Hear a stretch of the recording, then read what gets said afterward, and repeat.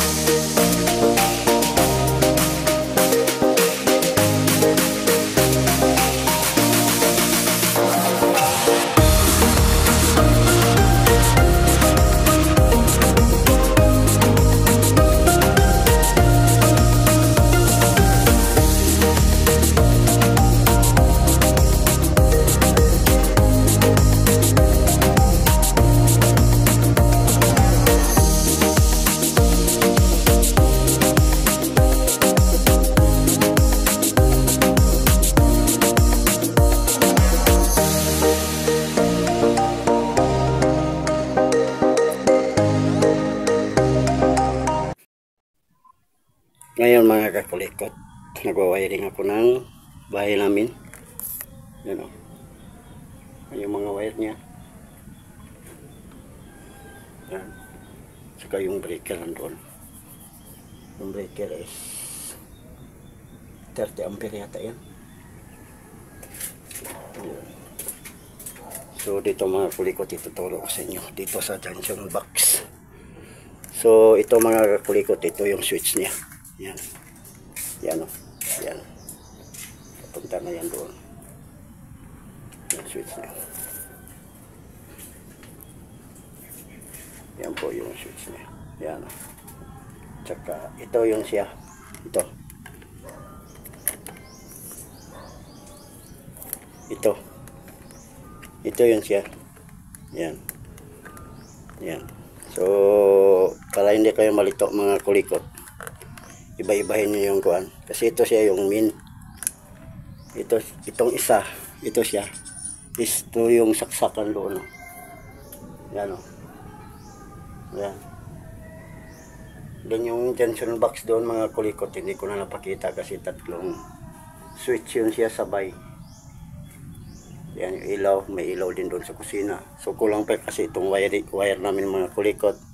So una kong winairingan is itong kuan, itong kwarto ng anak ko na lalaki. At saka yung sa kusina. Yan o, yung mga ilaw. Yan, so ito yung ilaw niya sa taas. Yan, so ito mga kulikot yan. Yan pinalabas ko na wire, ilaw yan pa doon sa may CR namin. So ito yung wiring niya mga kulikot. Yan, ito yung wire niya. Yan, yung segregate nyo lang sa junction box para hindi kayo malito. So ito siya mga kakulikot, ito. Itong itim na ito. Yan. Yan, itim na yan. Ito galing sa main. Ito yung papunta doon sa kabilang junction box. Then ito yung sa kuan outlet natin. Yun. Yun o. Then ito siya. Ito yung sa ilaw natin, yung kulay itim. Pagsamahin na natin yan, yung ilaw sa labas at saka sa CR at saka ilaw na ito dito. Yan, so pagsamahin natin itong kulay itim lahat mga kulikot. Yan. Yung sa kuan, sa switch, hindi na natin yung isasali. So mamaya na yan, makikita nyo rin mamaya. So babalatan ko na mga kulikot. Pagsamahin muna natin. Yan mga kakulikot. So yung sa switch, disregard nyo muna yung sa switch. Ito yung sa switch niya. Yan o. Yan. Punta na yan dyan. Ito yung switch niya. Tsaka doon. Tsaka ba. likod sa kuan, sa may switch yan doon sa labas sa CR. So ito siya. So disregards niyo muna yan, huwag niyo muna ilagay. So ito muna yung unahin natin, yung kulay itim. So ilalagay ko muna mga kakulikot. So ang susunod naman natin yung mga kakulikot is yung kulay white. Itong switch kanina disregards natin. Yan. So kukuha tayo ng dalawa dito. Lalagyan natin dito sa kulay puti. Then yung puti dito sa ilaw, dito na natin yan ikakabit. Yan, ganyan na yan. Isa-isa yan sila mga kakulikot. So tingnan nyo lang yung switch, baka magkamali kayo. So ito siya. Ito siya mga kakulikot. Tingnan nyo yung mga wiring. Yan. Papunta yan doon sa CR. So ibig sabihin, ito siya. Yan. Yan yung switch niya. Papunta doon. Ito. Papunta doon. So dito yan siya mga kakulikot sa may CR. Ganyan yan. Ganyan. May CR yan siya. Ito yung kuan niya. Wiring sa CR. Yan. Ito. Yung kulay white. Diyan yan. Din dito sa kwarto. Ito yung isa. Yan o. Yan. Papunta na yan doon. Yan. Papunta na yan doon mga kakulikot. Yan ang wire na yan. Yan. Yan. Papunta na yan sa ilaw. Yan, ilaw na yan. Ayan. So ilalagay ko muna mga kakulikot. Basta itong kuan, kanina lahat ng sa switches disregards natin. So ngayon is ilalagay natin itong kulay white kasi yung lahat ng itim dito sa ilaw is nilagay natin sa itim. At saka yung sa main natin, saka yung sa outlet natin, din papunta doon sa kabilang junction box. Ayan. So ilalagay ko muna mga kakulikot.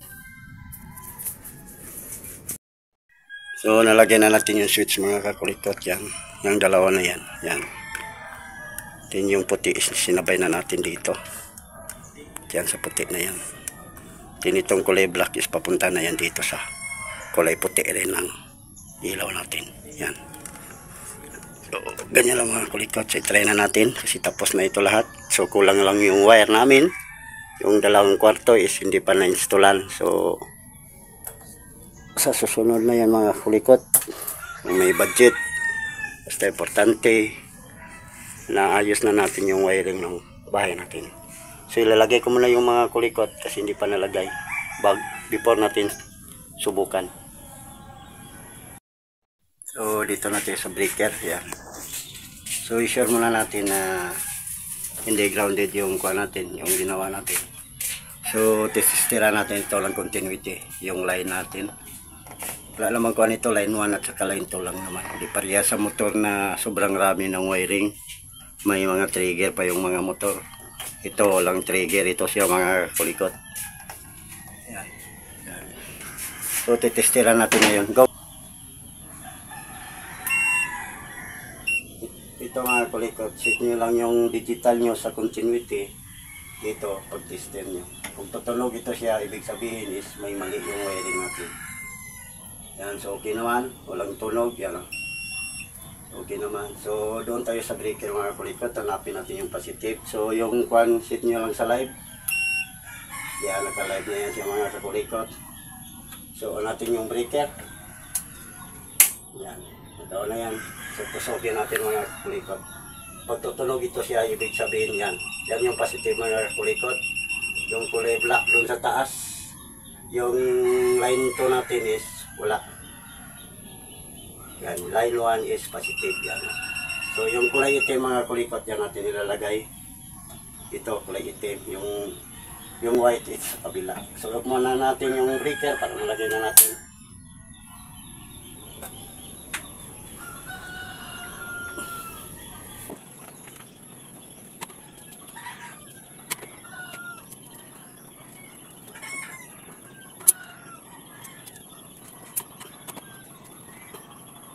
Mga kulikot, nalagay na natin. Susubukan na natin ngayon mga kulikot. So natin yung breaker. Yan. So natin yung ilaw. Ayan na siya mga kulikot. Ilaw na. Oh my God! Wow! Yan. Hindi doon tayo sa kabila. Dito tayo. Okay na yan. So dito tayo mga kalikot. Ito ang una is dito yan siya. Sana ilaw. So yan mga kulikot. Okay na. Yung sa kuha natin. So okay na siya mga kulikot. Yung sa kuha natin mga kulikot. Dito. Sa CR natin.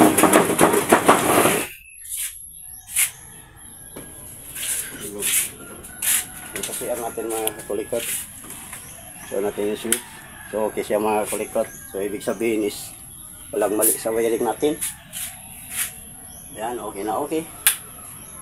So off na natin lahat. Ito siya mga kulikot. Yung pangatlo. Is reserved ko na yan para dito. Kasi lalagyan ko din yan ng ilaw. Saka yung kwarto ng anak ko, wala pa ring ilaw. Yan. So lalagyan din natin yan. So kompleto na ito siya mga kulikot, yung mga materialis natin. Kaso lang, kulang tayo sa budget ng wiring. So try natin yung mga saksakan mga kulikot. Saksakan gong. Yung mga outlet natin, try natin. Saksak yung mong gong. Subukan natin yung outlet natin mga kulikot. Magcha-charge yun. Yan, so nag-charge na yung cellphone. So ibig sabihin okay yung outlet natin. Then dito sa kwarto ng anak ko. So mga switch natin okay naman. Yan, umilaw na pati yung sa kusina. Yan. Yung sa kwarto ng anak ko. Dirigong. Yan yung outlet niya. So may mga outlet pa tayo doon. Kaso kulang lang yung wire. Out, gong.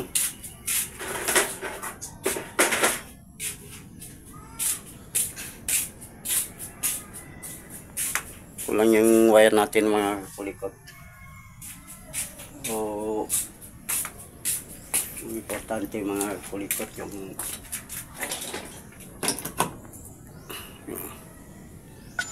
yan, nag-charge na. So ibig sabihin okay yung mga outlet natin. So gano'n lang mag-wiring ng bahay mga kulikot. Sana kung may natutunan kayo sa ginawa ko na video, paki-ring all na lang, paki-click na yung notification bell at saka paki-share ng mga video natin. So ililipat ko muna ito yung wifi namin, ano. Nasali na dito sa materialis. So ililipat ko muna dyan ko ilalagay sa taas, ano. Ilalagay sa taas para ka-wifi na tayo. So gano'n lang. Bye-bye. Ingat sa pag-wiring mga kakulikot. Yeah.